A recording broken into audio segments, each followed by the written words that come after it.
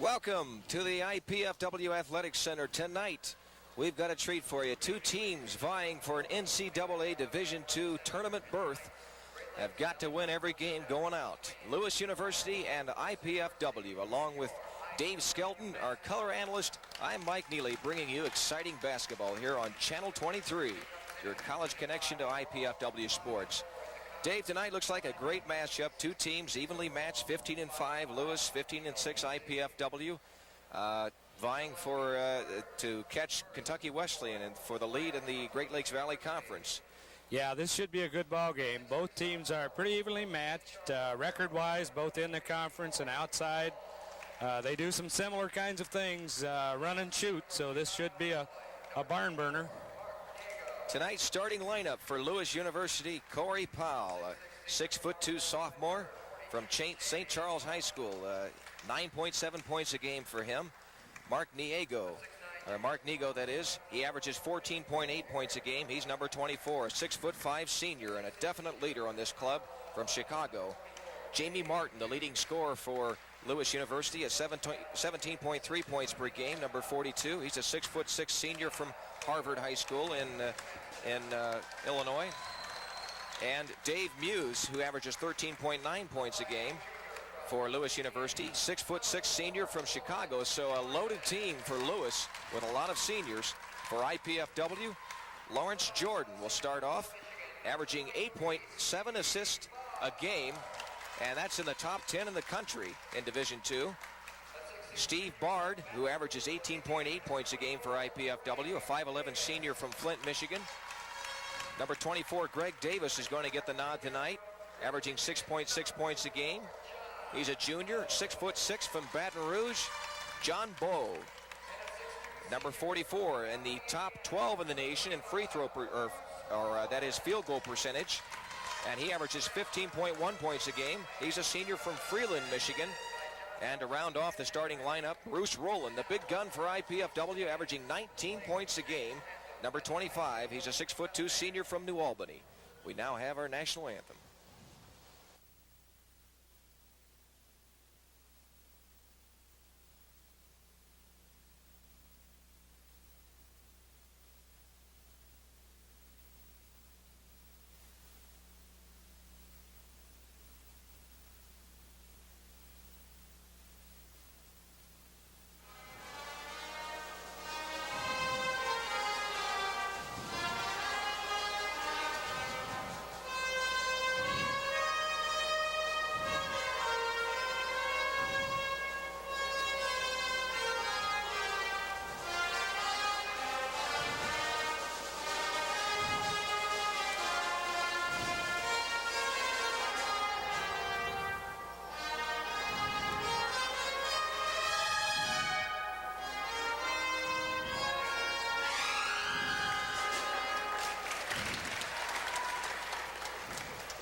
And the national anthem played by the IPFW Pep Band on hand tonight. Well, the action about ready to begin with, as we had said, a couple of high-scoring teams. The Lewis Flyers come into the game in the conference, averaging nearly 82 points a game and fifth in scoring in the conference. IPFW is third at nearly 88 points a game. Lewis University in the red and yellow, IPFW in the white and blue. And a jump tonight. Greg Davis will go head-to-head with Dave Muse. Muse at 6'6" and Davis at 6'6".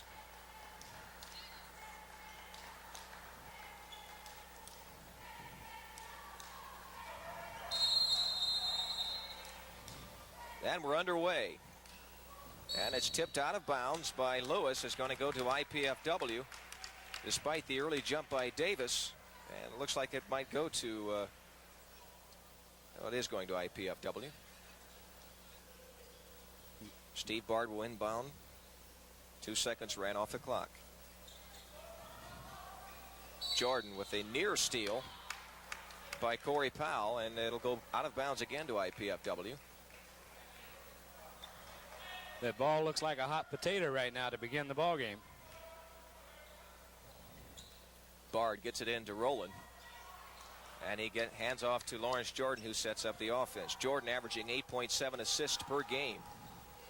And a steal right away by number 54. Lewis plays a very hard-nosed man-for-man defense. They come at you all the time. Three-point shot. Long. Rebound. Shot up and long. IPFW. Lawrence Jordan up ahead. And the pass inside is stolen by Lewis. Off to a slow start, both teams.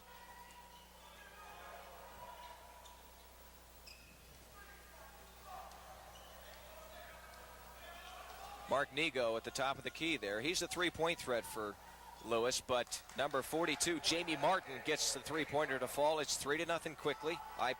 Lewis University on top.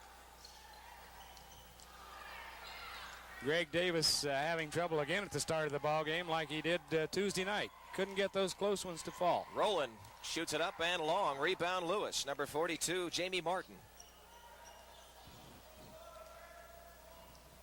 Martin with a strong move inside, and Rowland gets great defense on him, but is called for the hack on the arm. And Jamie Martin will go to the line.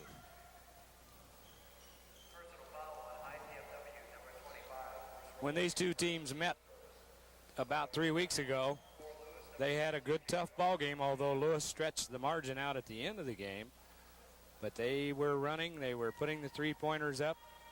It was a tough ball game. And you see in the replay there, Muse with a quick move on Rowland, and he gets the first free throw to fall. Jamie Martin, that is, has all 4 points so far here for Lewis.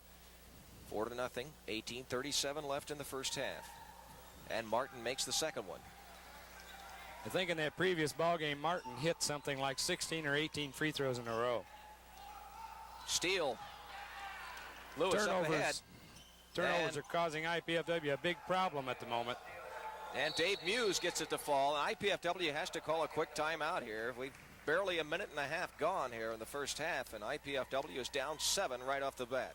The Mastodons look a little over anxious on the offense, trying to force a pass in where there's no one open.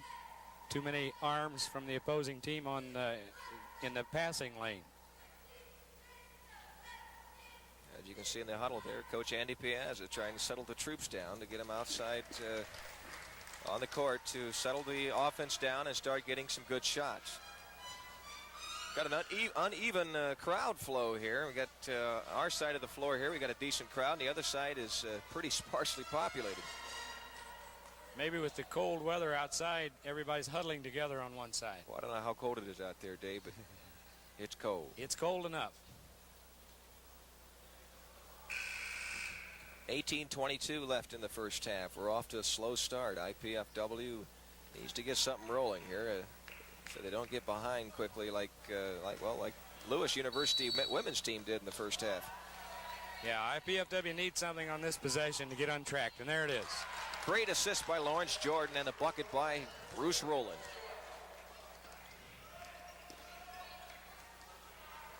Trapping pressure defense. Mark Nigo will set the offense. Passes off to Jamie Martin. Martin over to Eric Rombach.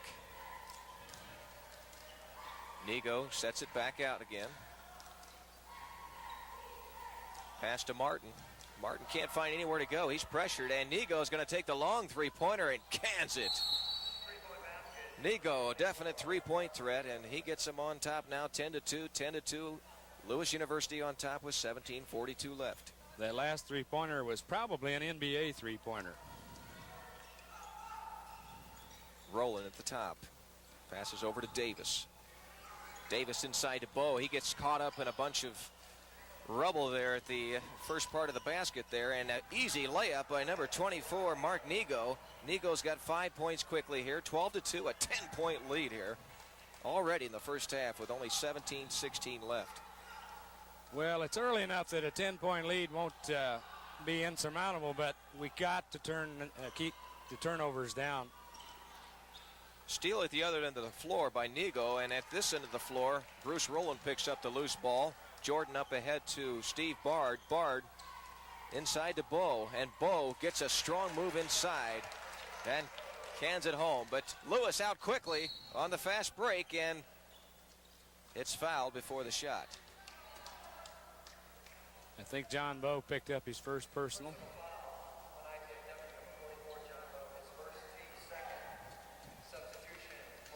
Again, depth may be a key to this ball game. Andy Piazza, IPFW coach, has good depth, can keep running guys in and out, can keep that pace real fast. Well, John Bowe got down that court quick because he scored the bucket, and he was the one that broke up the play there at the end. And Nigo couldn't handle the pass from his teammate, and it goes out of bounds to IPFW, so they can cut the lead now from 8 to 6. IPFW on the set offense needs to be patient, work, get the shot they want. Rolling inside to Surgeon and back out to Bard from three-point territory. He gets it to fall. 12 to 7 now. That three-pointer does make a difference, doesn't it?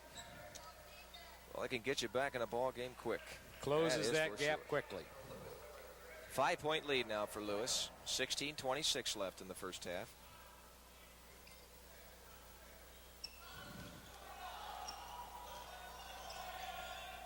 Have a number of substitutions here. Corey Powell now enters the ball game for Lewis. Nigo now has 7 points quickly. Bruce Rowland up ahead, and a strong move, passes off, but is fouled before that. Rowland made his move to the basket and drew the foul on Jamie Martin. Steve Bard will inbound the ball. Pass inside, broken up by Lewis. Jamie Martin had his hand in there. Lloyd Surgeon looking at his arm to see if there shouldn't have been a foul called, you think? Trying to influence the official?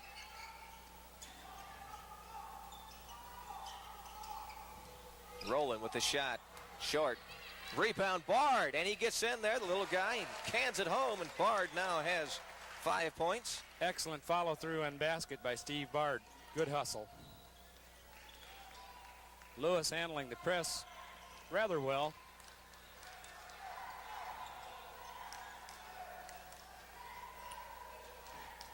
Dave Muse passes, and it's an errant pass. Jordan couldn't quite come up with it.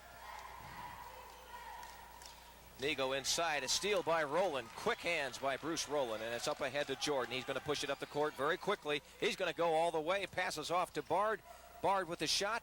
Long rebound. Lewis. Corey Powell with the rebound, and he throws it away. Lewis trying to push the ball up the floor in a hurry, but Jamie Brown was caught not looking for the pass that time, and IPFW gets a break. Dan McClellan entered the ball game for IPFW. He's the one with the ball who just passed it there to Lawrence Jordan. 15-18 left. 9 points for IPFW, 14 for Lewis. Jordan with a pass inside to Bard, and that's the second time Bard's penetrated inside. And he also has 7 points to go with that. 15:05, 11-14. Or 15:03 left, that is, in the ball game. 14-11. Lewis on top. IPFW was down 10 very early. Nigo inside, broken up by IPFW and out of bounds. Nice heads-up play, but Danny McClellan couldn't quite come up with the handle on the ball.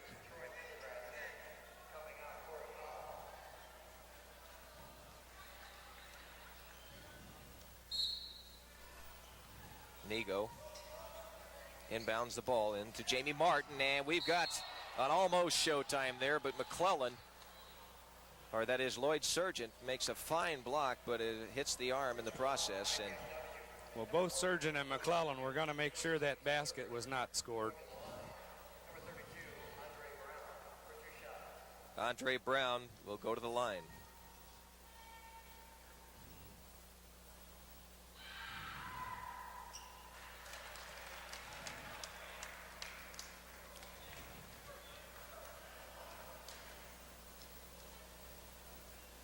Brown makes the first one.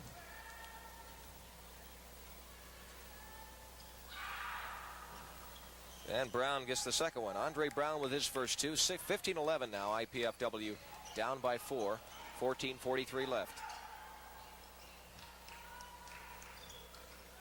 Brown missed the first one. He only made the second one. My mistake. Andre Brown, number 32. We have him down as number 34 on our score sheet here, but his number was changed before the game. Steve Vard with a head move over in the corner. He was really trapped and pinched in, and so he bounced it off of Lewis out of bounds. Again, they're back in that corner, really trapped. A lot of pressure in that corner. Dave Muse comes up with the ball, and he hands off to Andre Brown.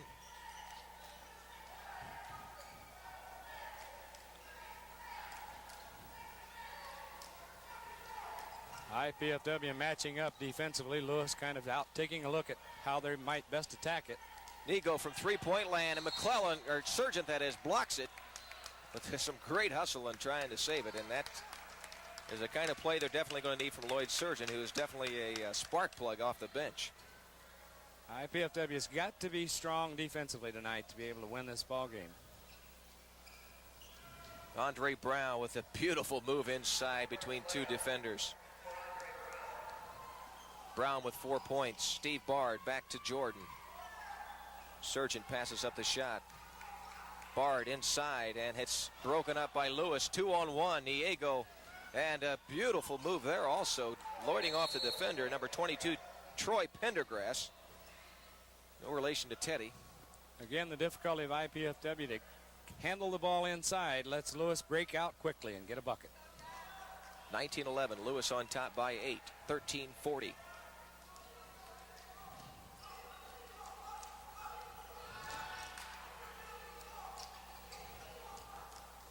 Bard inside, and it's blocked. Passes back out to Jordan. Jordan penetrates inside, passed to McClellan, and McClellan couldn't handle it. It's a tough pass in close. With Lawrence Jordan having the ball, you got to always be ready to expect the ball. Nego at the top there. He's going to hold up.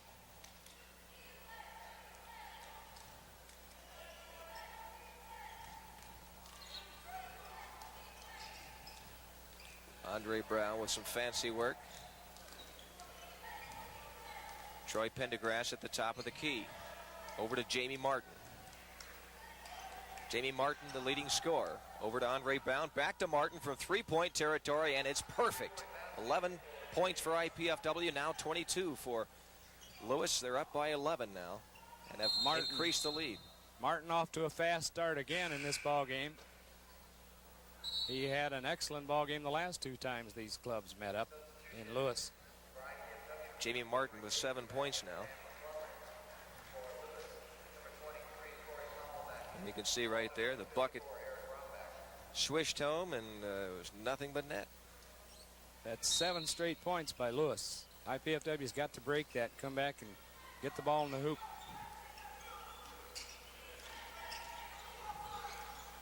Bard from three-point land swishes it home. That's a good way to start it. What a rainbow there. They can't bring rain tonight because it's too doggone cold, but he might get a few snowflakes out of that one. Might chip the icicles off the ball. Bard's got 10 points here, very early here in the first half. And an alley-oop play, not really an alley-oop play, but just a superb pass by Corey Powell to number 44, Dave Muse. Davis can't find anywhere to go. Jordan from three-point land, and he gets it. Jordan with his first 3, 24-17. Lewis University on top by 7, 11:53 left in the first half.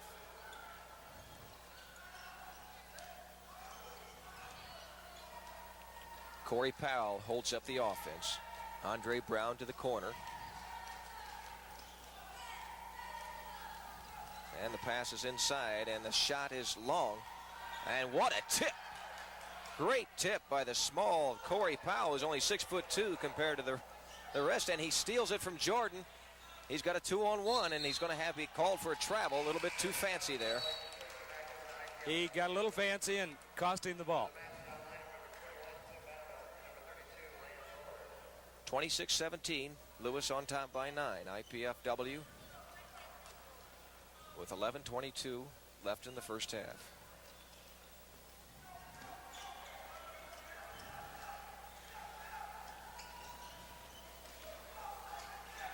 Lewis contesting every pass and every shot. Turnovers have been a key in this ball game so far because IPFW has had a tendency to not protect the ball, and Lewis has scored quickly. Tim Vanetveld was in to inbound the pass, and he got a great pass in there to Greg Davis. Davis gets his first two. Vanetveld called for the foul.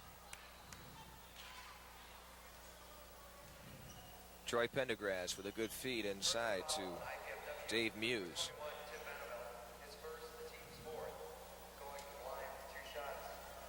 Have not been many fouls in this ball game, and we're halfway through the first half. Dave Muse, who's a 6'6" senior from Chicago, and he averages 13.9 points a game. He's the third leading scorer here on Lewis. Well, Dave's an excellent leaper.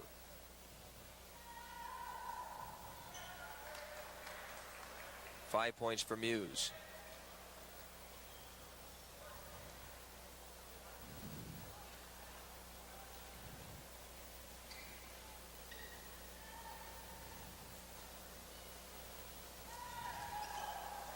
He's short on the second one. Sargent with a rebound.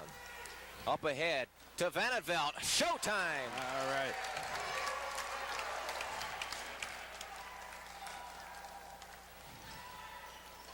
And on the other end of the floor, some more showtime, and we're going to get an offensive foul called. Sargent with some inspired play drew the offensive foul, and the bucket does not count. 27-21. IPFW only down by 6. Heads up play by Sargent to get back, get the position, cut off the two-point run by Lewis. 10:43 left in the first half.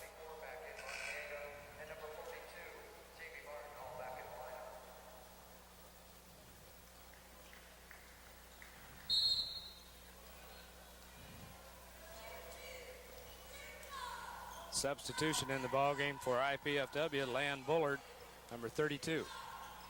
Greg Davis with the feed from Jordan. Davis makes a strong move with 4 points now. 27-23. IPFW only down by 4 now. 10:20 left in the first half. Pass over to Martin. Martin to Niego. Niego with a pass inside, and there's going to be a foul called. Kevin Gallagher drew the foul, and he'll go to the line to shoot 2 shots. Lan Bullard with the foul for IPFW.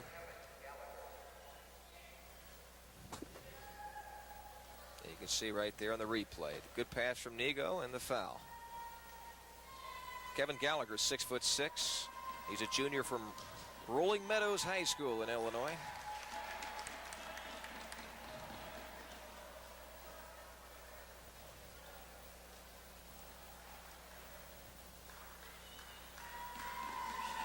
And he misses both of them. The second one barely drawing iron. Almost an air ball.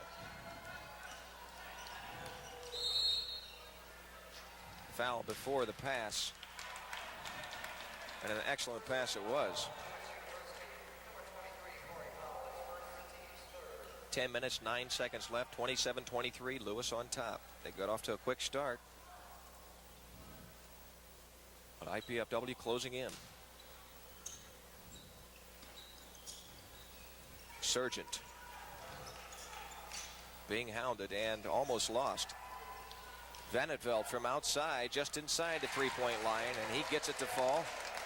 Vanetveld now with 4 points. Knocks it down to a 3-point lead. And a foul is going to be called on Vanetveld. Kind of a late whistle. Almost looked like maybe he was hit by Lawrence Jordan, but Lawrence so small you can't see him.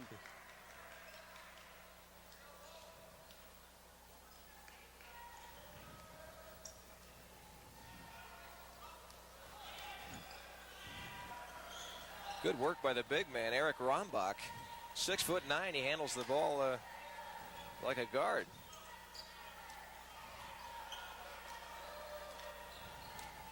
Jamie Martin can't find anywhere to go, but Nigo can. And he gets it to fall. Three-pointer. And that's big. 30-25.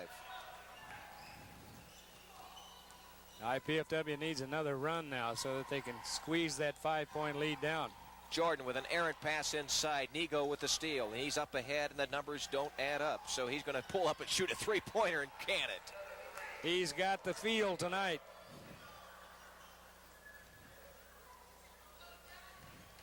Nigo with 13 points with 9 minutes left here already in the first half. Vanderveld with a feed from Jordan, can't get it to fall, and a super rebound with an unbelievable block, and nobody's up ahead. That is Nigo with an easy layup. Bit of a break for Lewis that time in terms of IPFW not coming up with a basket. They had two guys sandbagging back down the floor. Well, Lan Ballard had an easy shot inside, but the big guy, number 54, Eric Rombach, just got a hand on it. Yeah. Said, no way, pal, you're in my territory. And another steal. Errant passes. We're trying to go inside and trying to force it inside. Nigo with a beautiful feed to number 23, Corey Powell. He's got 4 points, and all of a sudden, Lewis has gone up by 8 points, that is. 37-25, 8:14 left in the first half. I think Lewis has made about a 10-point run on him here. Bullard from outside gets it to fall. Bullard with his first two. 10-point lead now. Fresh legs coming in for IPFW. Bard, Leonard Fox, Boucher. Now, Dave, two very potent teams. Just about 1 minute ago on the time clock here, we had a 3-point lead for Lewis, and all of a sudden they knocked it up to 12 in a span of less than a minute. So it shows you what the 3-point shot and some hustling defense can do for you. Well, both teams are capable of hitting a hot streak and getting on a run very quickly. IPFW in the zone defense, and that leaves Nigo right open, just no problem. He's going to can that wide open like that every time.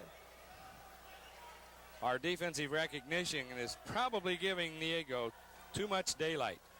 He's working a picks coming out and really down in the shots. 18 points for Nigo so far. 7:42 left in the first half. Unbelievable performance there.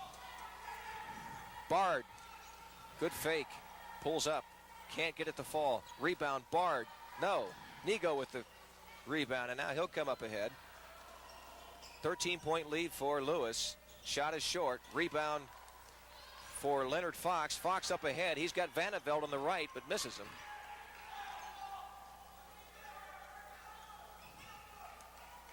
Vanderveld from three-point land, and he can hit that. Tim's a good shooter. He's been in a little bit of a dry spell for the last 2 or 3 weeks, but hopefully he's coming out of that tonight. 7 points for Vanderveld.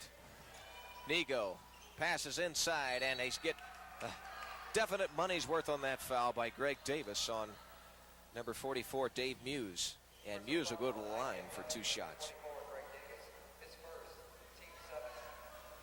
Bodies on the floor that time as the play got a little rough underneath. You can see right there that Davis got his money's worth, like I said. Yes, he did.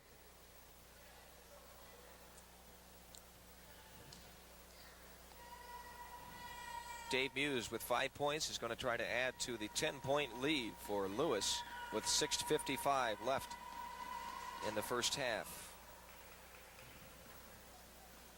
41-30 now.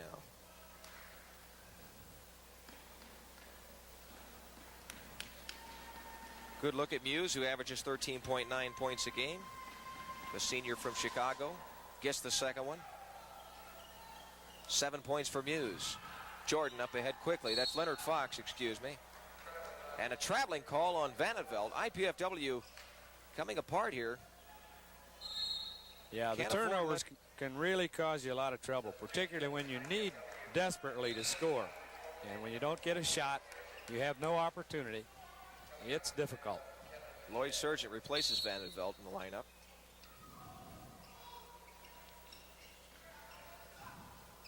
Corey Powell passes off to Jamie Martin. And what a hustling steal by Bruce Rowland. Nice alert play by Bruce. Leonard Fox is going to hold up the offense, and it's tipped away by Nego, and it'll be IPFW's ball with 6:39 left in the first half. You're watching exciting IPFW basketball here on Channel 23, along with Dave Skelton. I'm Mike Neely. Lewis plays a very pesky defense. Always got a hand in on the action. Bard with a rainbow.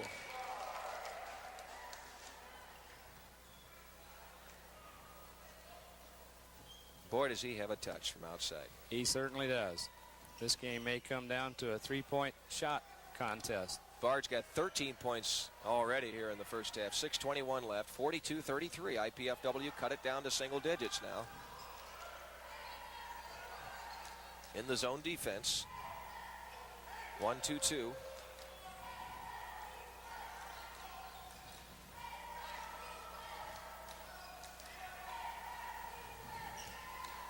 Three-point shot is missed. Rebound, Sargent. Up ahead, Leonard Fox. Fox with a spin move inside with a great dish off to Davis, and Davis gets it to fall. Nice pass, nice bucket. They finalized that one.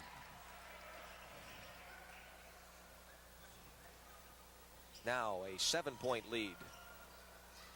Lewis up ahead 42-35, 5:35 left in the first half. IPFW slowly coming back. Mark Nego works that baseline very hard, then comes out to the top. Another three-pointer. Boy, he's amazing. He is amazing. 21 points for Nego I think in that's the first half. His fifth three-pointer. He is, by the way, the fourth best three-point shooter in the conference. Hits it at about 46%.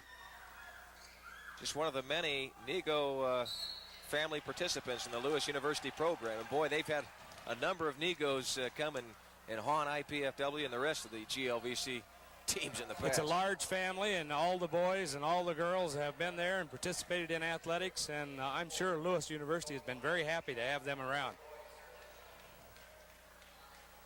And you can see the foul in the replay where Sargent now is going to shoot two.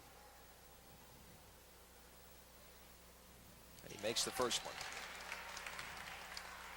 Sargent with his first point. There's a good look at number 40, the 6'5" junior from Saginaw, Michigan. And he gets the second one. 45-37, IPFW. Down by 8. 5 minutes exactly left in the first half. Piazza yelling for a foul inside, and Nego throws up a brick because IPFW put a little pressure on that shot. Leonard Fox up ahead with an errant pass. Nego with a steal. Shot is short. Rebound, Lewis. Jamie Martin, who's been quiet here in the second part of the first half. Got off to a quick start, but has been shut down since.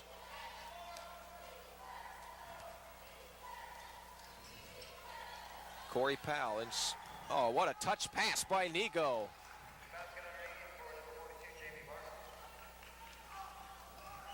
Jamie Martin, the beneficiary of that beautiful pass.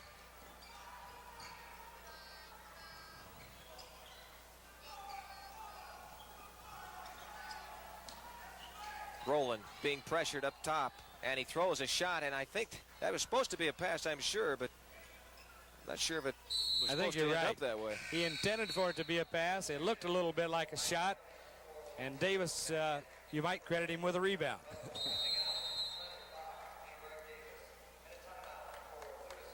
Timeout is called. Lewis University 47-37, a 10-point lead for them.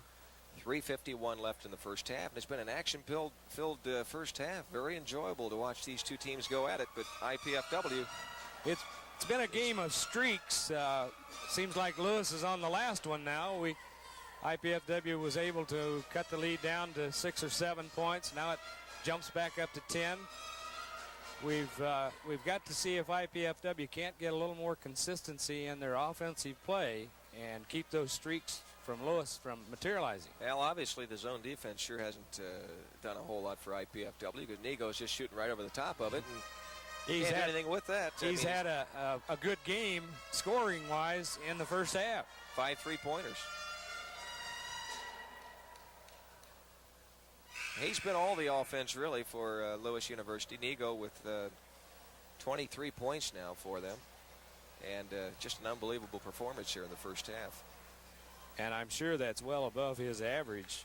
He averages 14.8, so he's going to double his average in the first half. Well, IPFW can do the things that they need to do here and to slow Lewis down, get their own offense perking a little better, and get back into this ball game and come up with a win. Jordan's back into the ball game now. He has kind of a shaky first part of the first half there, and Bard from three-point land misses. He was open. It was a good shot. He usually makes those. Jamie Martin is a good all-around ball player for Lewis. He rebounds at the defensive end, is a good scoring threat at the offensive end.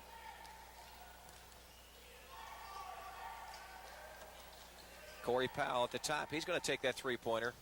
And he misses with an unbelievable rebound by number 32, Andre Brown. He got up there. And back at the other end of the court, a nice follow-up by Lloyd Surgeon off the miss of Bruce Rowland.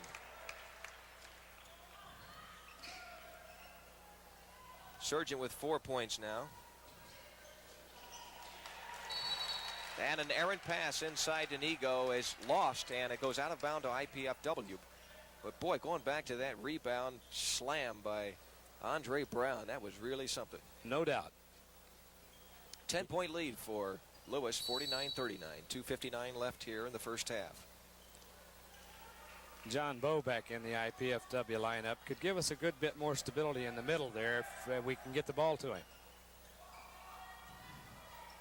Steve Bard at the top of the key. Over to Lawrence Jordan. Jordan's going to set the offense.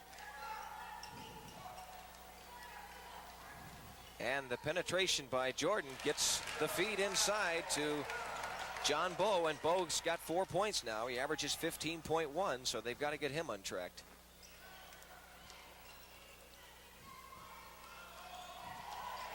There's a case where Lawrence Jordan, on his own defense, instead of just shooting over, he penetrated, and it proved successful for him. Got to attack the zone. The Mastodons playing pretty good defense at the moment, holding Lewis out and not letting them inside and get an easy shot. Now they've got Nigo wide open, but somebody picks him up. And a tough shot by number 23, Corey Powell. He's got 6 points. That was tough because he had a double clutch there in the middle of the air. And IPFW played good defense. Not much you can do about that. And Jordan with the assist. Jordan now with 6 assists now. And the bucket was good by number 44, John Bowe. And Bowe now has 6 points. With Bowe providing that inside punch, and then the outside could open up a little bit for the other guys. 51-43, Lewis on top. Jamie Martin over to Nigo. Nigo with the pump fake inside, and a beautiful feed there by number 44. And the bucket's good by Dave Muse, and Nigo with some Larry Bird style play here in the first half. Doing it all, rebounding, assist, scoring. Playing a good defense. He really has played a good half. And Bard is fouled on the play. 53-43, 10-point lead. You're watching exciting IPFW basketball here on Channel 23. Along with Dave Skelton, I'm Mike Neely, bringing you this game between Lewis University and IPFW. Both teams vying for a GLVC championship and an NCAA bid, but they're going to have to win. The pace of this game is about like the last time these two teams met. I think at halftime when they met before, it was like a 50-50 tie, 114-92 final score, and they're well on that pace tonight. 49 seconds left. Greg Davis returns to the lineup and replaces John Bowe.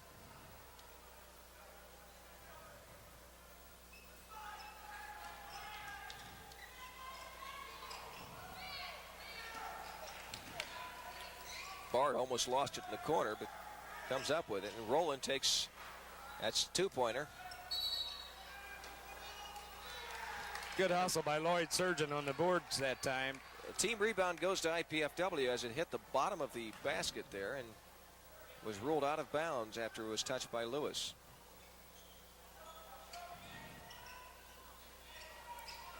Jordan with the penetration, and it's almost stolen. Picked up by Greg Davis. Jordan again with 10 seconds on the shot clock. He's going to have to get something rolling here. Need a three. There it is. Shot by Bard. 3-pointer. And the shot clock is still on 10 seconds, but they're going to need it now anyway because there's only 15 seconds left. That's so Steve Bard's fourth 3-pointer, so there's been that long shot going up tonight. 2 seconds left, one, and the bucket is good by number 23, Corey Powell, and a fitting exclamation point to the first half. With a 10-point lead goes Lewis University to the locker room over IPFW. 55-46 now. They're going to call that a 2-point shot. They originally called it 3. But so far, Lewis coming out with an excellent game plan and put it to IPFW, shutting down Bruce Rowland, for instance, and just doing everything they have to do to maintain this lead. Yeah, Bruce has been kept pretty quiet in this first half, although he'll come back in the second half and make a contribution on the offense. It's been one of those games where Lewis has put the ball up. They've shot well. Probably just too many turnovers on IPFW, and the Dons have got to come up with a more consistent offensive play to keep that margin from getting out of hand. That's right. It certainly helped that IPFW made 5 3-pointers. Steve Bard had 4 of them, Lawrence Jordan with 1. But aside from those 3-pointers, it could have been a much more of a deficit here in the first half. So I think IPFW should feel fortunate to only be down by 9 after the really near effortless, errorless, I should say, play by Lewis in this first half. So they played an excellent ball game so far. Lewis really hasn't made very many mistakes at all. They've been really scrappy on the defense, stingy on the inside. Haven't let IPFW work that inside so that the outside could loosen up a little bit. So, yeah, Lewis has played an excellent ball game. And we're going to have a shot here of the last 3-pointer by Corey Powell, which was ruled a 2-pointer. And we only had like 2 seconds on the shot clock, as you can see. And it's like we lost it. How about that? Anyway, for the first half, Mark Nego had 21 first half points, averages 14.8 a ball game. So that was definitely a story in itself with 5 3-pointers. They've got to stop that, Dave. I mean, the zone defense is good in some instances, as you can see right there, the last 3-pointer by Steve Bard. But then again, when you're shooting right over the top of it, it's not going to do you any good at all. And rebounding has been a bit of a problem for IPFW in terms of getting a second opportunity. But again, as you say, the margin's close enough. They can come back this second half. Okay, we're ready to go here for the halftime presentation. We'll be back in about 10 minutes with exciting second half action. But until then, take a look at what we have in store for you here for the halftime show. We'll be back shortly.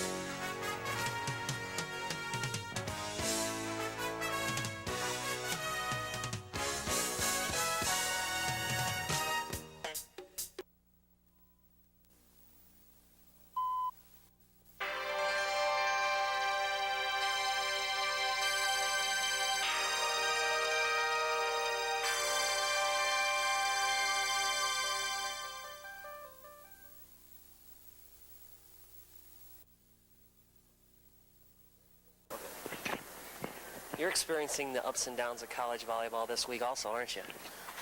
Yeah, I'm afraid so, Greg. Wednesday night was a great experience. Saturday night, we were pretty poor.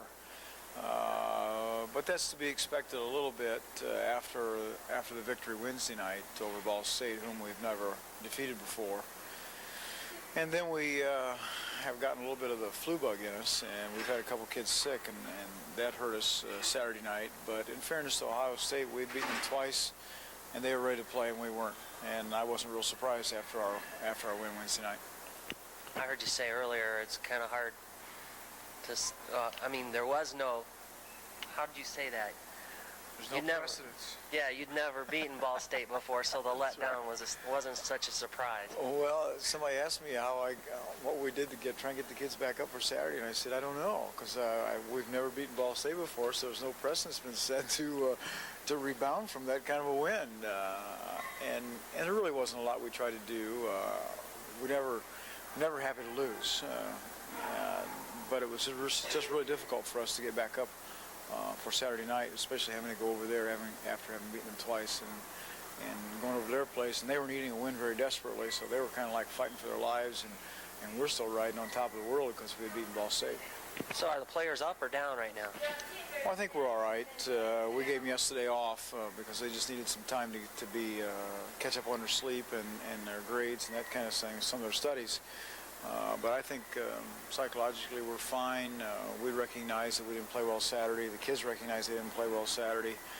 But we have wins over Ball State and George Mason, Ohio State twice, played Penn State 2 real good matches. So we know we can play. We just have to go out and practice hard now and work on some of the small things that make a difference between winning and losing. So it's MIVA then NCAA, right? Well, hopefully that's what it's supposed to be, and that's really what we'll begin to point towards. Anything between now and the MIVA tournament will be just building blocks towards that MIVA tournament, because that's the qualifier for the NCAA finals in UCLA in May. So we'll really begin now to point towards that tournament in April and our conference matches with Ball State, Ohio State, and Graceland. Good luck, Coach. I wish the best for your team this year and everything else that's going on this summer. Thanks, Greg.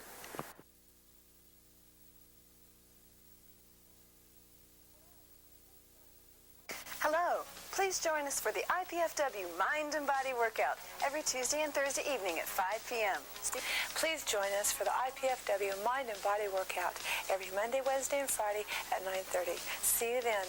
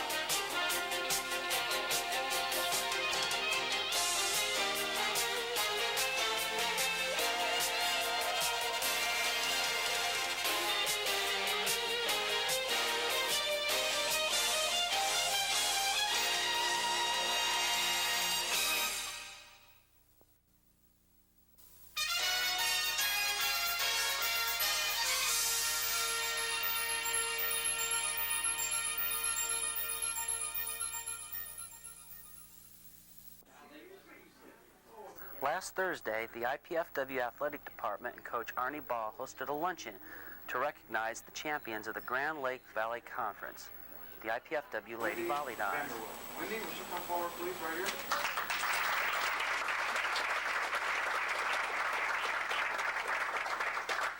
After a fine spaghetti dinner, Coach Ball introduced each and every Lady Volleydon. Also a freshman from Fort Wayne, Michigan, winger, Kim Kaufman. Kim, come forward, please.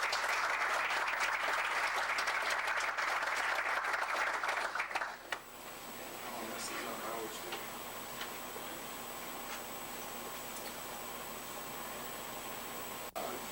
Here, also a freshman from Muncie, Indiana. How do you say that, Aaron? I want you to say it for us, Aaron. Is Aaron here? Hey, say it for us, Aaron. Daleville. Daleville, that's not around Muncie. I can't say it, but Aaron says it really well.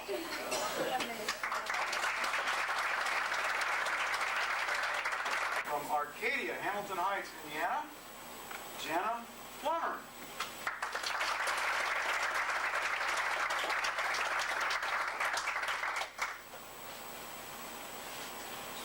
Say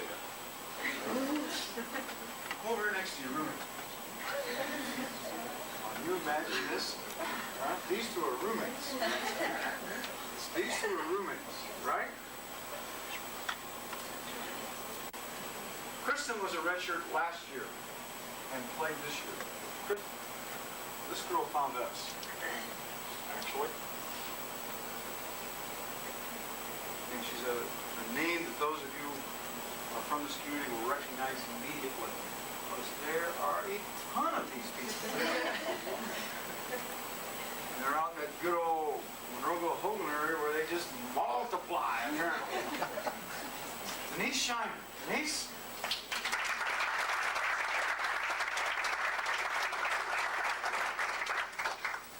We went down to northern Kentucky the first weekend. We're looking for somebody to play in the back row. Denise, you're in? She goes in there and man, it's like she's a machine. Boom, boom, boom, boom. She got them all. Cheeks looking at me, I look at Cheeks, and Cheeks goes, wow, this is great. Where do we find this one at? Here's a young lady that has found where she's going and is pursuing it, not only in the athletic arena, but in the academic arena. And we're very, very proud that Sharice decided to come back with a part of our program. Sharice Dixie, would you come up and play?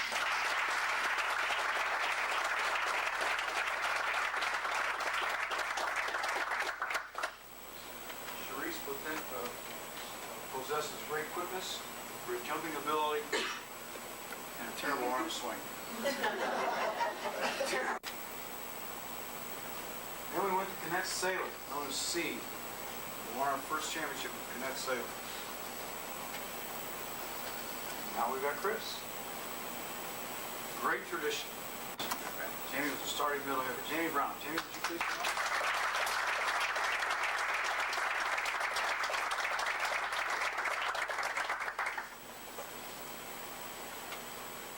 Jamie plays middle for us.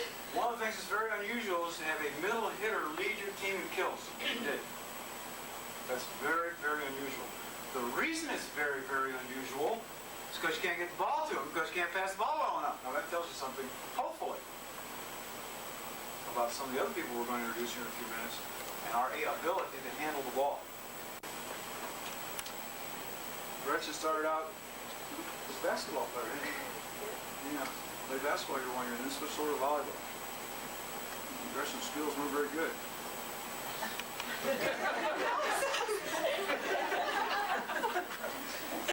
Joining also was all conference this year, and also all region All-American, and was our leading passer on the team, our leading defensive player, our second leading person in kills.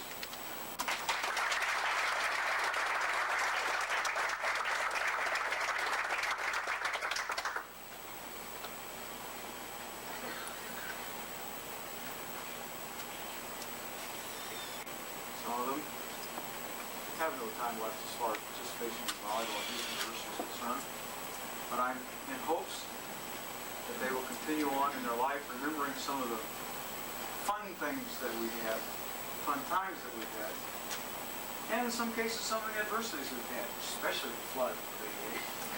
You remember the flood? But indeed, this group of people, from seniors through freshmen, have served myself, the women's volleyball program, the university, community, and hopefully, most importantly, themselves in the grandest manner possible.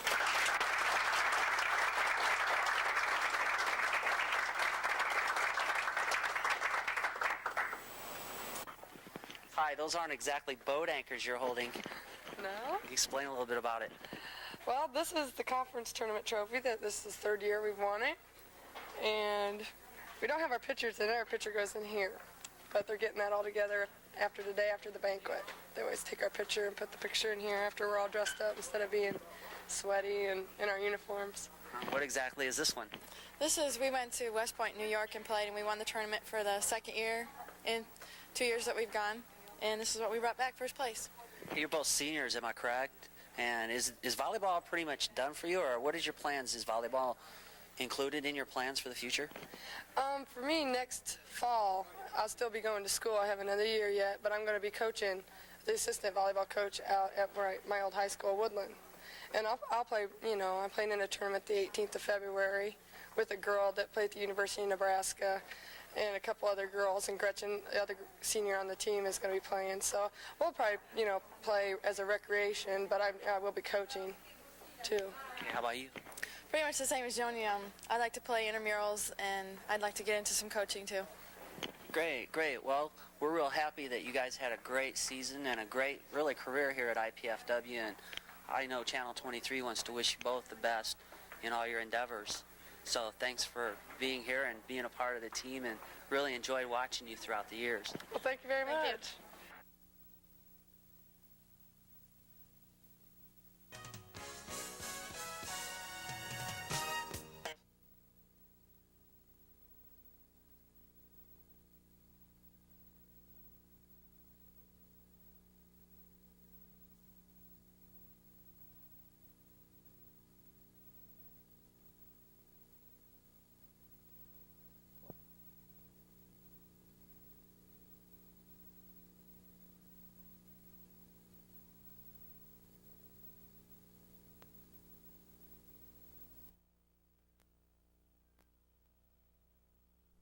14 turnovers was a problem for them.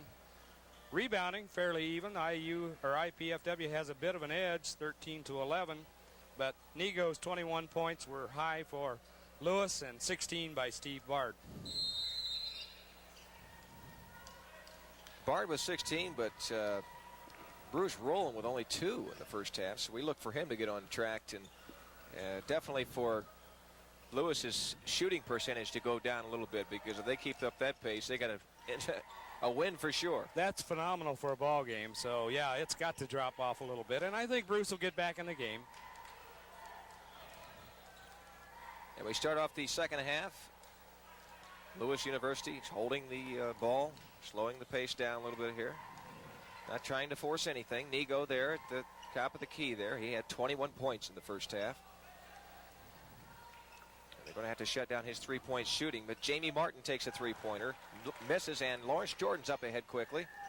Jordan to Rowland with an unbelievably quick move there to the side and throws it in. Nice start, and then a steal by Lawrence. Put it up and in. That's the way to start the half. Now we've got the close ball game, 55-50. Jordan now with 7 assists and 5 points in the ball game. 55-50, 5-point lead now, and a quick start for IPFW, as Dave mentioned. 18:50 left in the ball game. Well, IPFW needed to get off to a start like that. Again, an alert stepping into the pass lane by Lloyd Surgeon.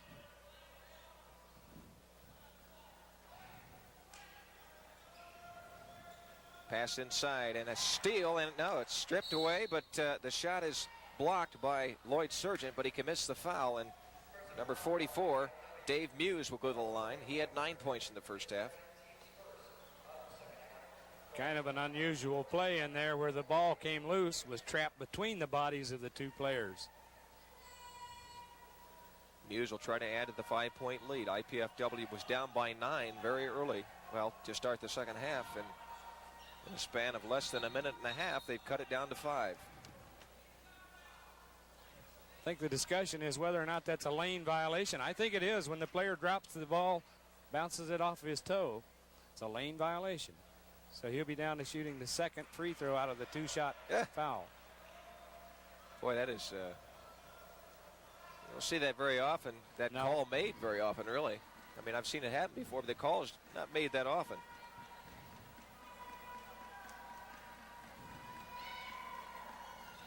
And Muse makes good on the only one he got. Jordan up ahead quickly to Rowland.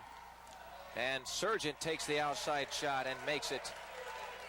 And you don't see Lloyd shoot from the outside very much. He's a good shooter, but he just doesn't do it very much. 6 points for Sargent, 56-52. IPFW only down by 4 now. 18-19 left in the ball game.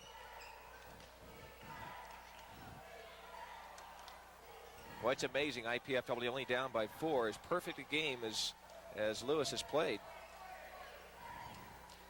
Of course, it's starting to become a little bit imperfect now here in the first part of the second half. Well, if IPFW can keep the defense up, and there they give up a bucket. Al Muse is Wasn't an going to easy have a one. chance to go for 3 points here.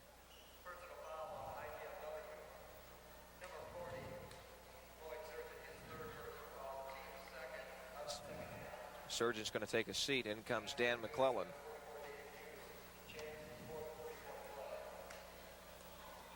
And Dave Muse coming alive here at the start of the second half to slow down IPFW's run just a bit. Muse now has 13 points. 59-52, 7-point lead for Lewis. Steve Bard in the corner. Lewis with the man-to-man defense. Rolling. Stops, pops, and Should be a good bucket, but they say no basket. foul's going to be on Nego.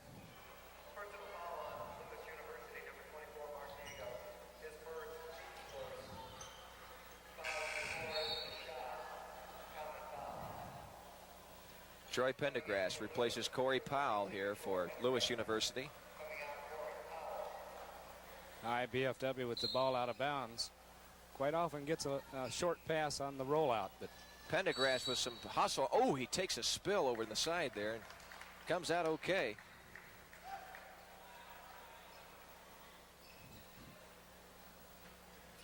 There's a good look at head coach Al Davis for Lewis. IPFW again needs to cut into that lead. They won't erase the lead all at one time. Bard from three-point That could help. land, and it's long. Bodies boy, on the floor and a no call. Interesting. Andre Brown just held him to the ground until the shot was rebounded by Lewis, and no call was made. Andre Brown now with the ball.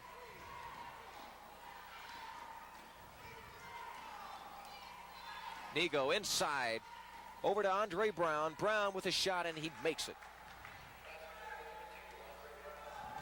Brown with 8 points. Jordan up ahead for IPFW, down by 9 now. The lead has grown. Back to where it was at the start of the half. Again, we've kind of gone in streaks. We cut the lead down, then it goes back up.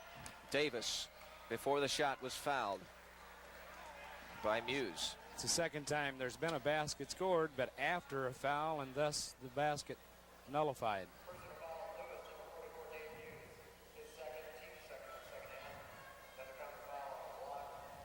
IPFW needs a score here. Pass inside to Davis, and he can't get it to fall, and the rebound Nice by follow. McClellan, and can't get it to fall either. So McClellan and Davis both had some fairly easy shots, but just couldn't quite get the roll. It rolls around, but didn't want to go through. McClellan with an opportunity to pick up the 2 points, though, here at the free throw line. McClellan, a senior from Saginaw. He's 6'7". Could be a big factor. Jamie Brown picking up his third foul pretty early. McClellan with his first points of the ball game.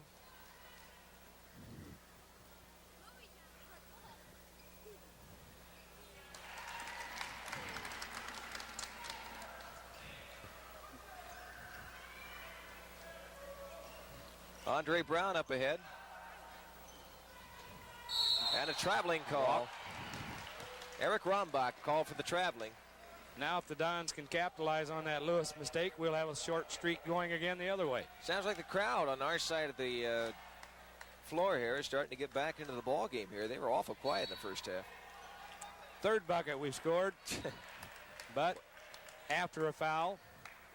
But the fouls are beginning to mount up.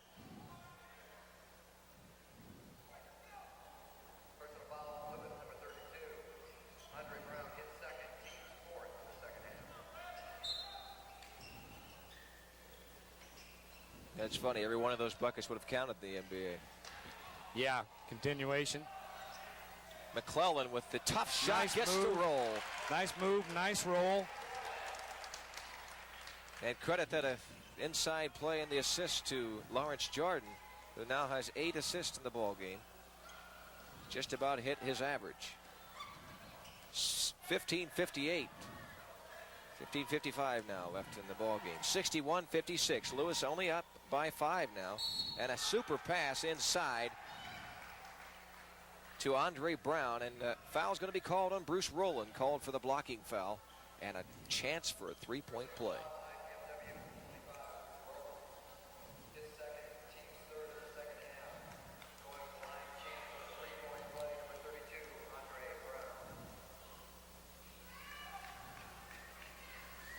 And Brown gets it to fall. 11 points for Andre Brown off the feed from Dave Muse. IPFW now down by 8, and what a quick move, Nice move by Bruce Rowland. That gives him 6 points now. He needs to get untracked. 19 points on average for him per game, and he's only got 6 here so far. And defensively, Lewis has got to be shut down. Quick hands by Jordan, but he's called for the foul, and boy, it looked like all ball there.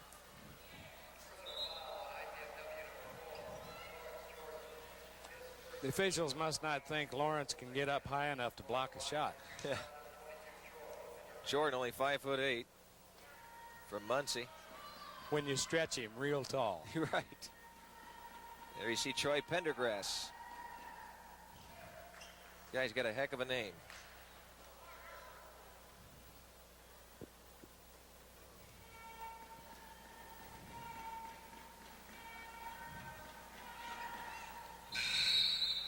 And Pendergrass with 4 points. 66-58, 8-point lead again for Lewis University over IPFW. You're watching exciting IPFW basketball here on Channel 23. 15:25 left. A lot of time left in the ball game for IPFW to play steady like that, get the 2. But they've got to come back and shut them down. Now Rowland's getting on track now. He's got 8 points. Yeah. 66-60, 6-point lead for Lewis. Nigo, who's been quiet here in the second half, had 21 first half points.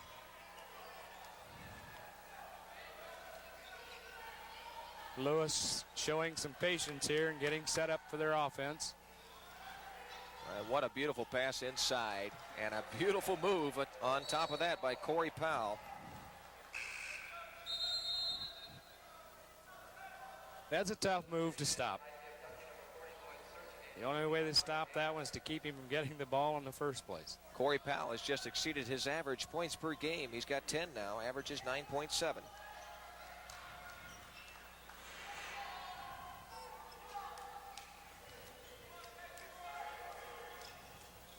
Jordan to Bard. Rowland inside to Sargent. Sargent with a nice strong move, and he can't get it to fall. Rebound Lewis, but no, they lose it out of bounds. Nigo couldn't handle it. Nice move by Sargent. He's just got to get the ball to drop. Steve Bard will inbound it. 8 points down. Rowland double teamed, and beautiful move by Sargent by the feed from Rowland. Sargent now has got 8 points. Could have been a foul there on Bruce Rowland, but no call. They were both moving awfully fast. Be tough to call. Smooth move by Eric Rombach. That's his first 2. 70-62. IPFW can't quite shake them off. No, they can score it, but they can't shut them down at the other end. And an ill-advised dribbling exhibition by number 23 for Lewis, Corey Powell, and he turns it over, and in the process commits the foul. Foul's called on number 32, that is, Andre Brown. And that's his 3rd. Andre's an important ball player to the Lewis program, so with his 3rd foul, that too could be important. Still an 8-point ball game. 13.5 minutes left. Double dribble call on number 20, Kevin Boursier. Boursier just entered the ball game. He's only a freshman. Doesn't have much playing experience. IPFW putting the pressure on again.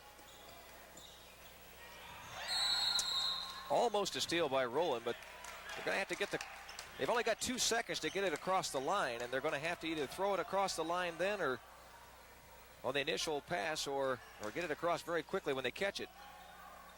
It may be that a new 10 starts. I think it does. Must have, because it took longer than 2 to get it over. It sure did. Oh, there had to have been a foul called there, but no. No, none called. There had to be a foul, but none called. Dave Muse comes away with the bucket, but my goodness, how couldn't you call a foul there?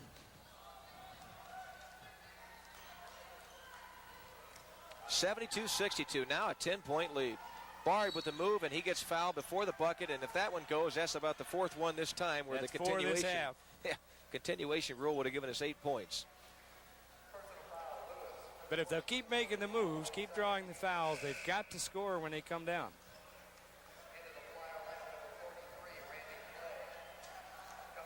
And this is the part of the ball game that's pretty important to IPFW. We've got to be able to stay in there, whittle that lead down.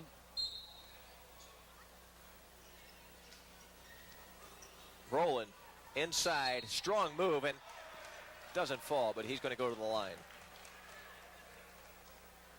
If IPFW could get to that 9 or 10 minute mark with a 4 or 5 point margin only, then it's anybody's ball game.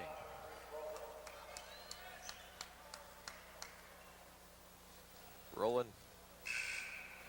at the line, averaging 19 points a game. He's a 74% free throw shooter. And with IPFW in the bonus situation, it's going to be a definite story in this game with 13 minutes left. That's right. It will be important. IPFW is a good free throw shooting team, shooting over 71% as a team. Good look at Bruce Rowland, the 6'2" senior. And he's got 10 points. He's now in double figures.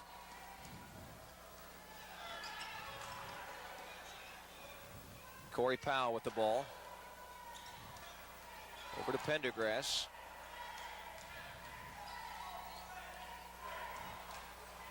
Got to be alert on the defense. Avoid giving up the easy one. Good coverage right now. Corey Powell makes the move. What quick hands by Rowland, and we're going to see a showtime, fellas. There it is, 72-64. Rowland now with 12 points. Got to keep playing a good defense. And a tremendous pass inside and an unselfish play by Andre Brown to Corey Powell because he had a pretty easy layup himself. Pass inside to Lloyd Sargent. And it's 74-68 now, 6-point lead. 12 minutes and 6 seconds left. Almost a steal by Jordan. Pendergrass didn't see him. Again, the key is defense, to keep from letting Lewis maneuver to get an easy one underneath. Pass to But Powell. there it goes. And it's missed. Bard couldn't hang on to it. It's out of bounds to Lewis. What a break for them.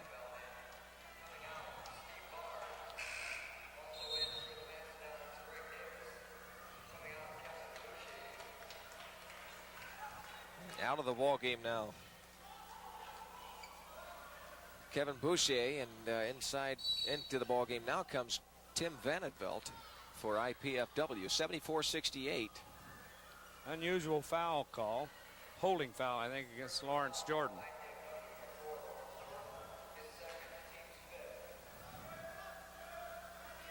Now IPFW has 2 more fouls to give before they're in the bonus situation. Before Lewis is, that is.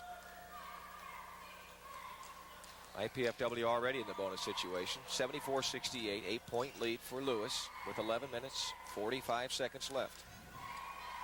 Corey Powell from downtown. It's long, and it is very long. Jordan up ahead with a 3-on-2. He's going to take it all the way, and just really not much of a got a little bit out of control. There. And he's got to be disappointed as anyone else because he knows that it was a bad shot. Well, the lead is down to 6. And if IPFW can just control the tempo of the game to the extent of not letting that lead mushroom back up, then it'll be a good one right down to the end. You're watching exciting IPFW basketball. As you can see in the replay there, Jordan just took a pretty ill-advised shot. He needed to dish the ball off to somebody, or either that or pull up with a jumper. 74-68 IPFW basketball here on Channel 23, along with Dave Skelton, our color analyst that is. I can't talk. I'm Mike Neely, bringing you this game tonight. Lewis University, 74-68. Can I say that score one more time? Maybe they'll really will be embedded in their head. 74-68. 11:27 left. Maybe by repeating it, we'll not let that margin grow any bigger. That's right. Maybe they'll just carve that 74 in stone and let that 68 just run wild. Huh? Keep that 74 there for a while. You can see Coach Al Davis there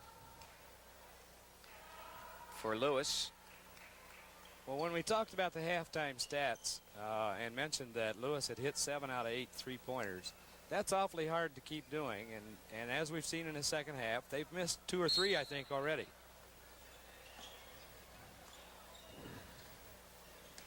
Jamie Martin, leading scorer for Lewis, with the ball right now, has yet to score in the second half and has only 9 for the game. Nigo takes his first shot of the second half and misses. Rebound IPFW. They've got a chance to cut it to 6. Van Velt in the corner. Can't find anybody. Jordan to Roland. Not a three-pointer, but it's long. Rebound Brown.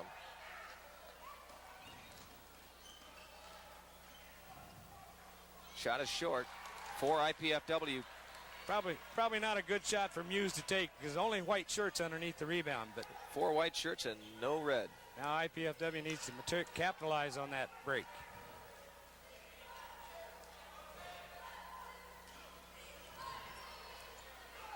Rolling in the inside there, and a pass inside to Greg Davis. He's fouled by Dave Muse. So Davis will go to the line and try to convert on a 1-and-1 situation. The third player for Lewis to pick up a third foul as we near the midpoint of the second half. Greg Davis has 6 points. He'll try to add to that total. 10:35 left in this ball game. And he misses. And a rebound, long rebound by Jordan. Van Velt in the corner. He's wide open, but he passes it up. Had a bad angle to get a shot, or he'd have tried that three-pointer. Well, he had that right foot out. He needed that left foot out to take the right step towards the basket.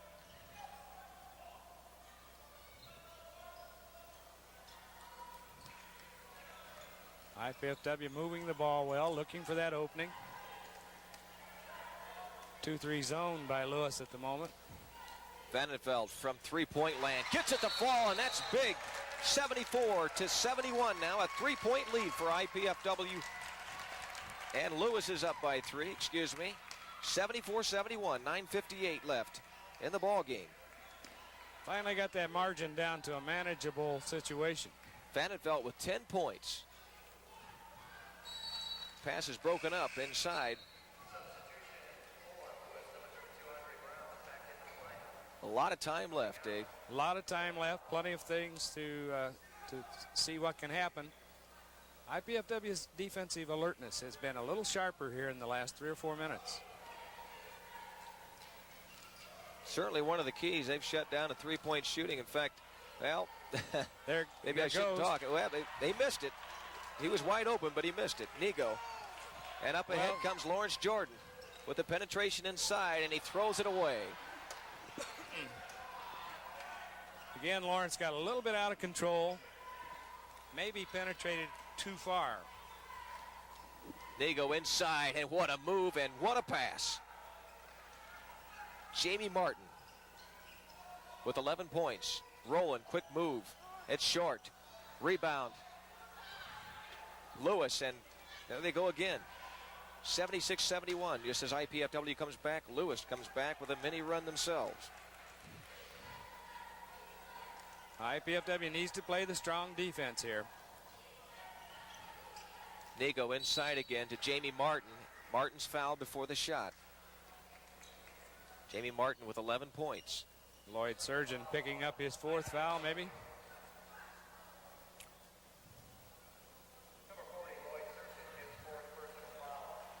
That is correct. 4 fouls on Lloyd Surgeon, so he goes out of the ball game.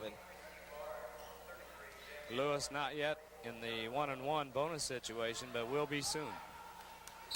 McClellan and Vanderbilt enter the ball game now. See in the replay there, the foul by Surgeon. 3-point shot by Andre Brown is short. Rebound rolling, and he skied for that one. Barred up ahead to Vanderbilt. Can't find anywhere to go. John Bowe with a good move. He's going to be called for traveling, but I tell you what, that's a questionable call. I mean, might like to see that one on replay. I'm not sure. Well, I shouldn't say this. I shouldn't say it. It just gives the officials a chance to. They see that chance shot to be part of the game. They see that shot fake, and I think anticipate sometimes what really doesn't happen. Well, they say in the NBA they don't call it enough. In college they call it too much. But you're probably right. You got to draw a medium there, I guess.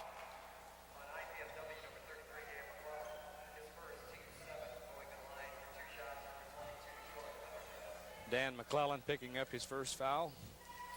Troy Pendergrass is at the line, and he'll try to add to a 5-point lead for Lewis. They've led the whole ball game. Yeah, Never relinquished it. They jumped out quickly. 12-2, wasn't it? Something 12 like to that? 2, right. The first part of the first half, it was looking bad for IPFW. And Pendergrass now has 6 points. 78-71 now. 8:18 left in the ball game. McClellan with a bad pass. Dave Muse picks it up, and Nego is going to set the offense. Again, the turnovers are haunting IPFW in terms of getting any consistency into that offensive play. And another pass by Nego. Nego's got 8 assists and 21 points, along with 6 rebounds. The guy's having an unbelievable game here. He's playing a great game. Again, it's one of those spurts.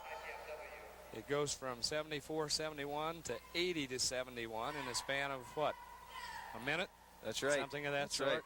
Let's just hope the next spurt comes IPFW's way so that it can again get that margin down to a manageable situation.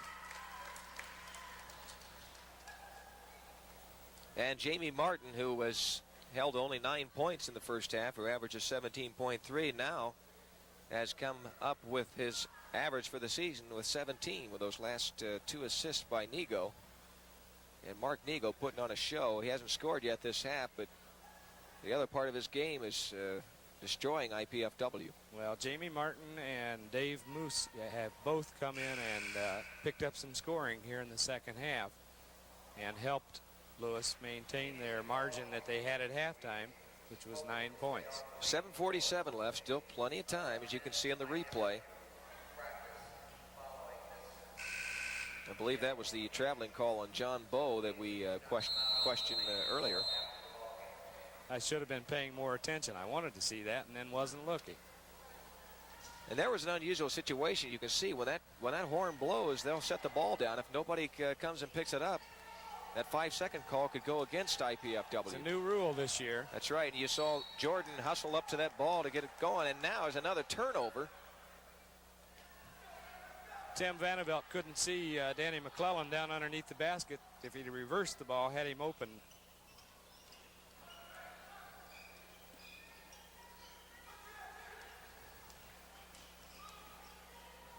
And a foul is going to be called there on Jordan, and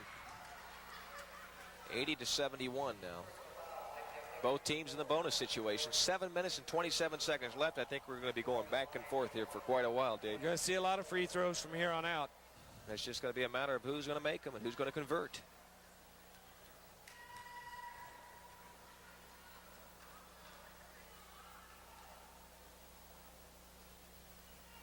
Troy Pendergrass at the line. And he gets the first one. Pendergrass with 7 points, 5 of them on free throws, that is. You have to give Lewis a lot of credit. Playing on the road, that lead got sliced down to 3, and yet they came back with a streak. Young man's only a freshman. now has 7 points. A good look at Piazza, the worried look of Andy Piazza and John Felski. Vandenveld just inside a three-pointer, just inside a three-point land, and he gets it to fall. Vandenveld now with 12 points, 82-73, a 9-point lead.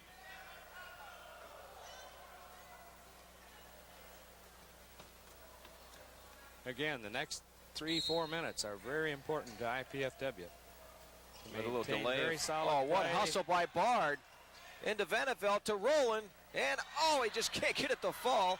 Rebound, Vandenveld's fouled by Andre Brown, and Vandenveld will go to the line. Good action inside. Excellent hustle. Couldn't get a break on the shot, but a lot of good hustle. They stayed right with it.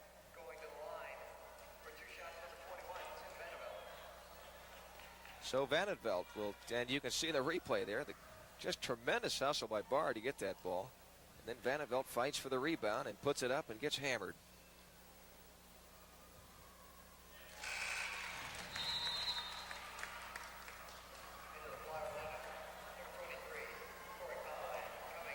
Tim Vandenveld, another freshman, good shooter, hard worker. We'll see a lot of him around IPFW in the next 3 years. 13 points for Vandenveld. And he makes the second one. 14 points for him now. 82-75. 7-point lead for Lewis. 7 minutes and 8 seconds left. And again, it's a lot of time if the right things can happen.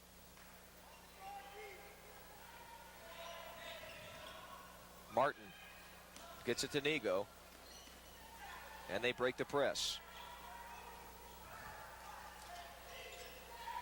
Pendergrass with a move inside, and a nice penetration move by Pendergrass inside to Dave Muse. Very sticky defense by the Lewis Flyers. They keep coming at you.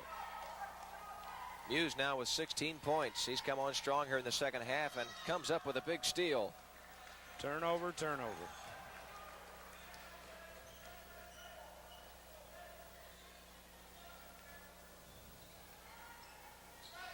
.6:27 left. 9-point lead for Lewis, and they can up that to double digits now. Nigo. You don't want to leave him open because he can kill you from three-point land. Hasn't taken many shots in the second half. Traveling is going to be called on Dave Muse. So that's a break for IPFW. They're going to have to convert here. 6:05 left.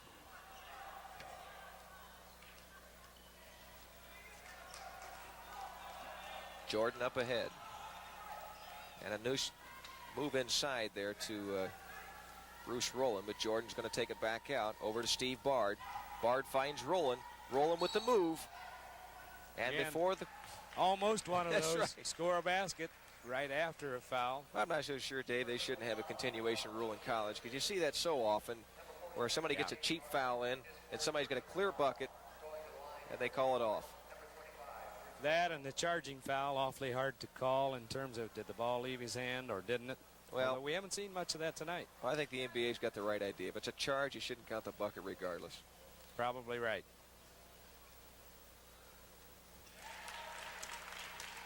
Clock stopped. Opportunity for 2 points. Need to cash in. There's a good look at Bruce Rowland, the 6'2 senior.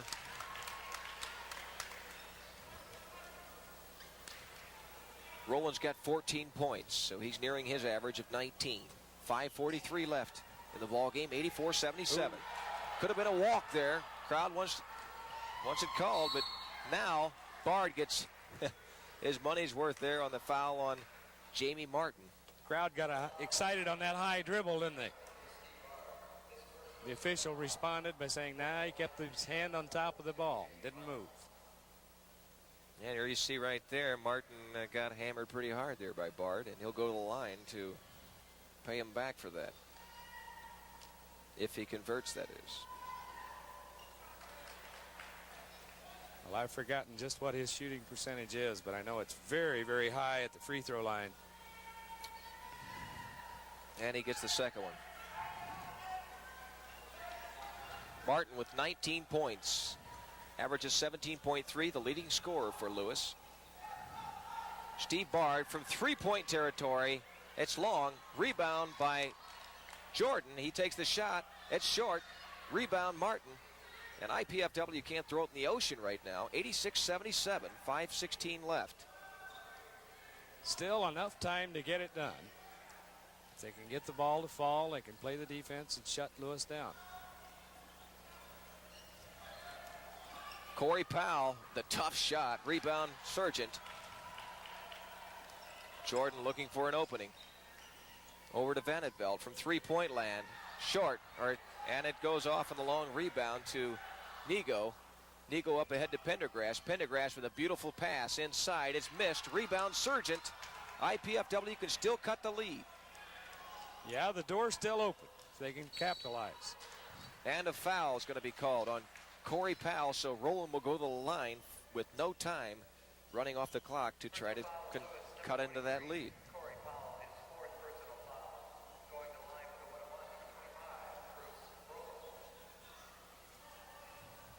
There's the hack by Corey Powell, and Rowland goes to the line. Opportunity for Bruce to pick up 2 more very important points right here. 14 points for Rowland. He's got 15 now.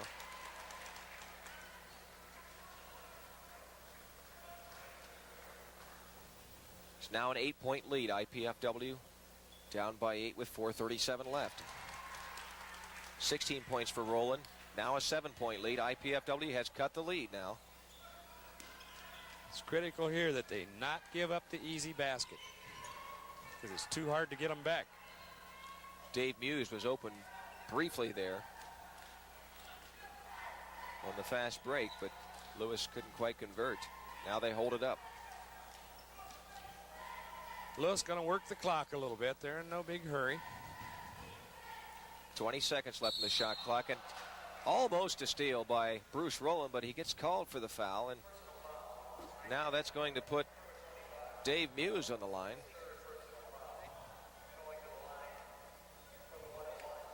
Muse has been fairly effective at the line tonight, other than the one he bounced off of his toe.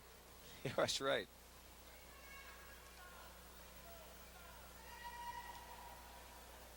Seven-point lead. Muse can make it 8. And he's short, and a strong rebound by Rowland. They can cut the lead to 5. We're at crunch time now with 4 minutes, 5 seconds left. Inside to Sargent. All right, nice pass, nice move. 5-point lead for Lewis. 3:55 left in the ball game. We're going down to the wire. Got to crank that intensity up about a notch here and take it right to Lewis. Corey Powell inside is wide open. Dave Muse, and nobody saw him. But they may have saw him. Maybe they're just trying to run some air out of the ball. Muse sandwiched in between 2 defenders. Nigo could have been called for a foul there on Steve Bard, but no call. 10 seconds on the shot clock. And a 3-point shot by number 22 missed. IPFW on the rebound. They're going to get a push-off call. An inopportune call for IPFW. Inopportune, to say the least. Instead of the ball, an opportunity to score. Perhaps 2 free throws for Lewis. It's going to be called on Vandenveld. Now watch this on the replay. Vandenveld, oh, now come on. After what else we've seen out there tonight, I'm not sure about that one. The guy, well, number 42, Jamie Martin, had absolutely no shot at that rebound, and it was barely a push-off, if there was one at all. And he's nearly automatic at that line. And to have that call is just devastating right now at this juncture of the game. 87-81 now.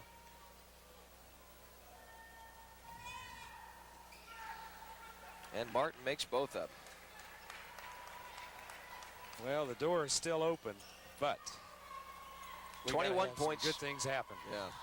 21 points for Martin now. And a strong move by Vandenveld.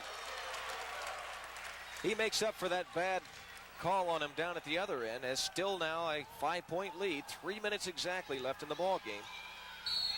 And a foul is going to be called on Bard now. And Piazza is livid.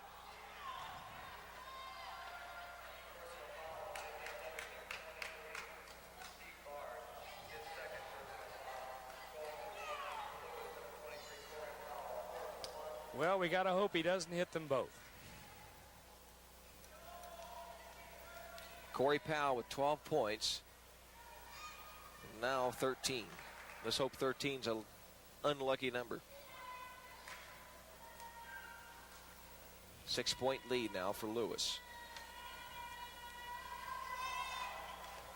And he gets the roll. We've seen that roll a few times tonight. Yeah, I think so. 7-point lead now for Lewis. 2:56 left in the ball game. Vandenveld thought about it. And an errant pass is going to be a turnover as soon as Jordan hits. He didn't even try to touch it. We're going to have a timeout call. Andy Piazza didn't like what he saw there. 90-83, 2:46 left. It's been really tough for IPFW tonight to be able to come down and to convert a possession when they just had to have 2 points.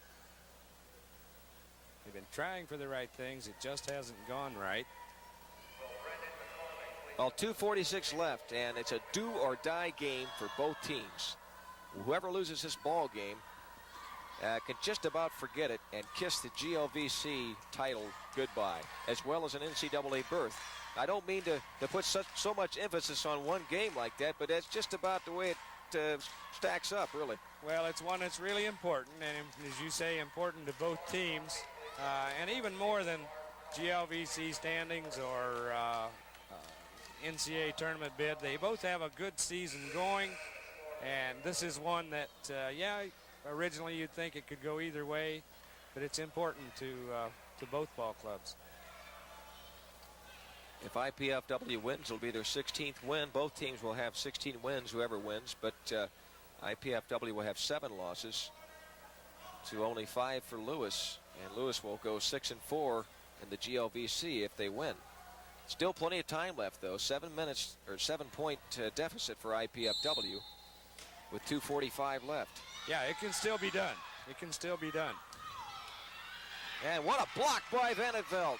Sargent, that is. Overhead to Vandenveld. He gets fouled by number 22, Troy Pendergrass. Vandenveld will go to the line now. And it'll not be an intentional foul. He was clearly going for the ball and stopped him on his way to the basket. Boy, Lloyd Sargent went sky high for that block down at the other end of the court there. And you can see the foul there on the fast break by Troy Pendergrass. Vandenveld's going to have to make these free throws now. And he misses the first one. Got to come away with at least one. That'll cut the margin to 6.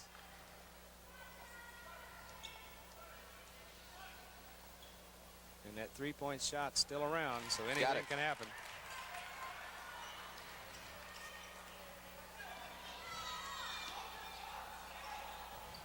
Vandenveld's got 16 points tonight.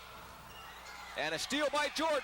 Jordan's up ahead. He gets it to fall, but it looked like he got fouled too. Good basket by Lawrence. 4-point lead now for Lewis. IPFW hanging tough. Still a lot of time. That's right. 2 minutes, 15 seconds left.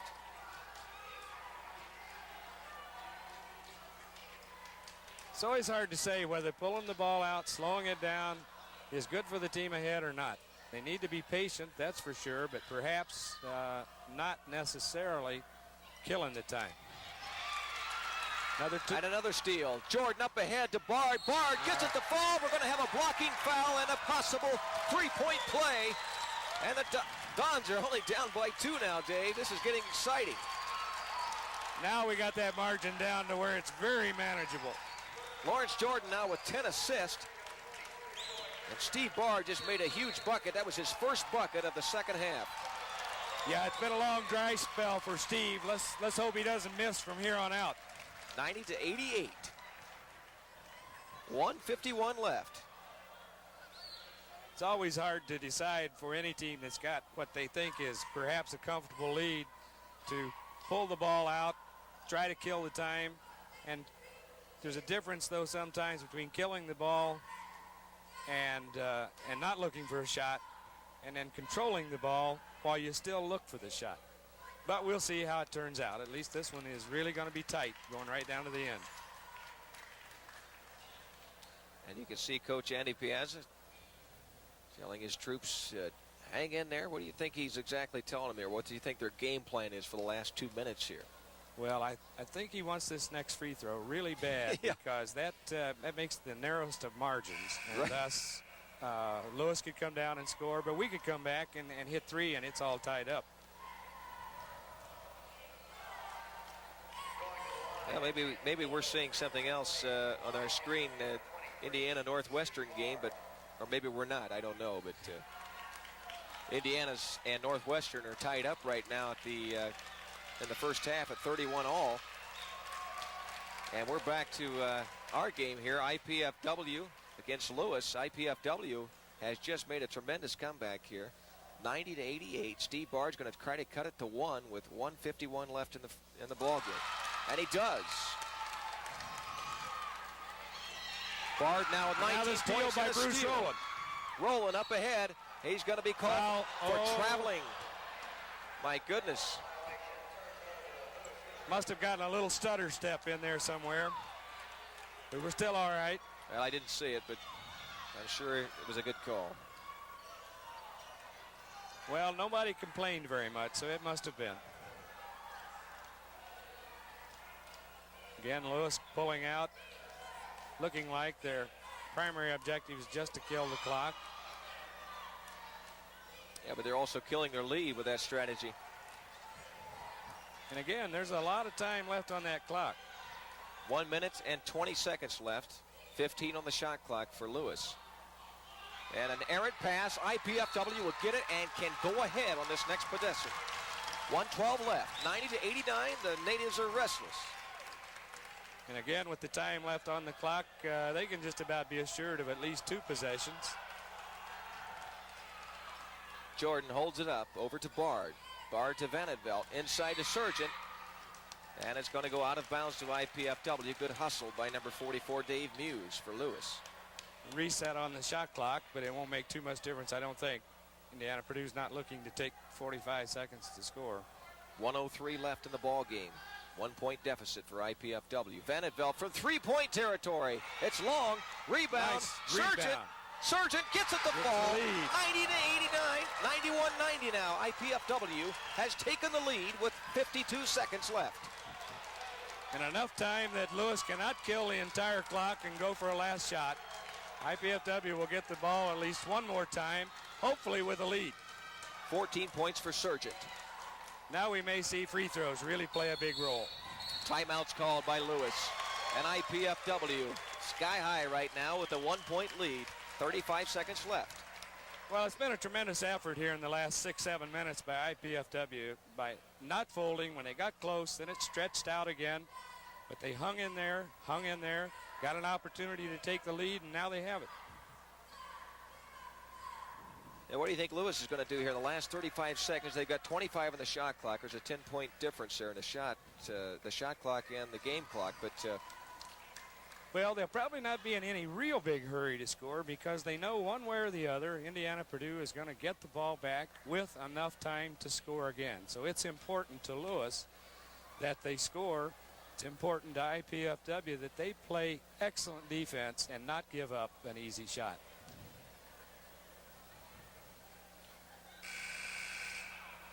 We're going to get our money's worth in this one. yeah, I'd say so. I'm not sure actually if that shot clock is turned off or if there actually is only 25 seconds. If there really is a 10-point or 10-second Yeah, I differential. think there is. I think there's 25 seconds on the clock because Okay. when the clock goes off, it'll show at 10. So IPFW will definitely be assured of another possession. That is, keep your fingers crossed. What a great win this could be for IPFW, having never beaten Lewis before. That's right. That's an important thing to point out right there. They've never beaten Lewis. And there's a big traveling call. How about that? And So there's been a couple of times before when Lewis has stolen one from IPFW. Maybe this is the night. Pendergrass called for the traveling, and that's big because IPFW gets the ball and the lead with 24 seconds left. And the shot clock is nullified. Well, it's pretty likely that someone is going to go to the free throw line before these 24 seconds tick off the clock. But IPFW, as we said a few minutes ago, has really played hard. Here you'll see a replay on that, I think the last possession by Lewis. Yeah, there was the walk called out front. A little bit like a couple of the walks that have been called at the IPFW end of the floor tonight in terms of making the fake, pulling the foot before you get the ball down on the floor. That's right. It all evens out. And it evened out right at the right time there for IPFW. It's been a gallant effort. Lloyd Sargent being a big part of that. Sargent with 14 points tonight. He averages 7.5, so he's doubled his output for an average. And Timmy Vanderveld has made a nice contribution in terms of about 16 points. That's right. And it has been a tremendous effort by the Mastodons, regardless of what happens here, but we're going to hope for the best. And Bruce Rowland came back strong after only scoring 2 in the first half, scoring 15 now. And Jordan gets it across the line real quickly, and there's 19 seconds left, and Rowland is fouled. He's going to have to convert. 1-and-1, they call it. It was not called an intentional foul. We couldn't ask for a better man at the free throw line. Bruce Rowland has come through an awful lot of times. Steve Bard has come through a lot. Well, there's one guy you want on the line. That's Steve Bard. Rowland's not too bad either, 74%, but Bard's shooting 85%. And if you're going to get anybody the ball, you want to get it to him. Rowland, the second best bet, though. Then he misses it. And so these last 16 are going to be exciting. That's right. Lewis has got a chance to win the thing now. And they may hold it for a shot. 11 seconds to go. So we get in what, about 7 or 8 seconds of play and get a little break in the action and to see how it goes, back and forth, back and forth. This is really going to be something here to see what happens here in the next 11 seconds with IPFW on top by 1 and Lewis with the ball. They got it across the court, or the timeline, and we'll have it at their end of the floor and have 11 seconds, which is plenty of time to get off a really good shot. 11 seconds is plenty of time. On the one hand, on the other hand, it's not an eternity for the defense if they can just play tight and if there are no lapses. And I'm sure Andy's talking right now about defensively 2 or 3 things that they don't want to happen. And if something else is going to happen, then you have to live with the result. So here we go with that one-pointer again.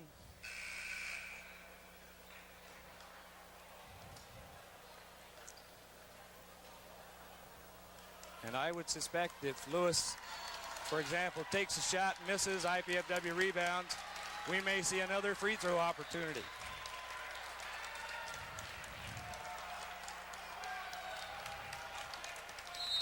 So now it all comes down to this. 11 seconds left. 10 seconds now. Lawrence Jordan is shadowing Nego every place he goes, and he traveled. He traveled. What a call. This could be the night.